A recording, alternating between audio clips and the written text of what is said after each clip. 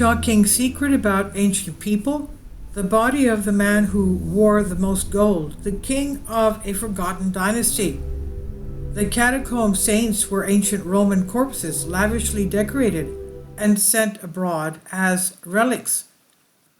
They were called the catacomb saints, the corpses of ancient Romans unearthed from the catacombs of Rome, given fictitious names and sent abroad as relics of saints from the 16th to 18th centuries. They are lavishly decorated, as you can see in the pictures. But why? Why they are so luxuriously adorned? Were they really buried like this, or has something else happened? Well, they weren't saints in the strict sense, although some of them may have been early Christian martyrs.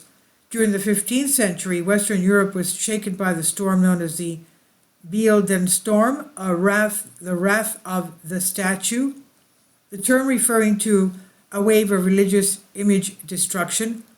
And in these turbulent times, Catholic art and many forms of church decoration were destroyed in informal acts by crowds.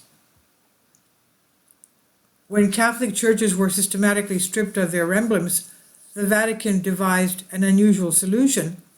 They ordered thousands of skeletons to be excavated from the catacombs beneath Rome and installed in towns across Germany, Austria, and Switzerland. Few, if any, of these corpses belonged to people of religious significance, but they were decorated as if they were saints.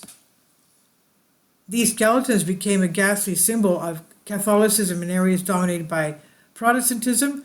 It's unclear how effective this move was, but by the 19th century, the catacomb saints had become an embarrassing symbol of past religious tensions. Although considered imitations and prohibited from being sold, some priests still made money shipping these skeletons around the country for blessings. In 1803, the secular magistrate of Rottenburg in Bavaria auctioned off the town's two saints. Nearly 174 years later, in 1977, the town's residents raised funds to have them returned. By then, most of the catacomb saints had been forgotten and cast aside. However, they returned to the spotlight in 2013 when Paul Koundunaris revived interest in them with his new book, where he aimed to photograph and document every one of them, the catacomb saints. It's unclear if he succeeded, but he certainly managed to bring them back to life, back into the public eye, he explains. They have to be handled by people who have taken a sacred oath to the church.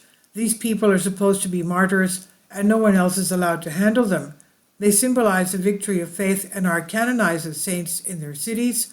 One reason they are so important is not just for their spiritual worth, which is incredible, but for their social significance. As time has passed, their meanings have evolved, shifted from religious symbols to symbols of civic pride.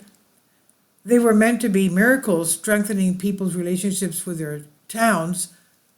Koundunaris adds, no modern-day value can be placed on these skeletons. This is on Collective Spark. Please leave your comments. Thank you for your support. Finally, support my Patreon account. The daily posts are 5 videos daily, and they are totally different from what I have on my YouTube channel. Thank you so much for your support and that you find all my content so interesting. You'll find the Patreon account details in the description box below.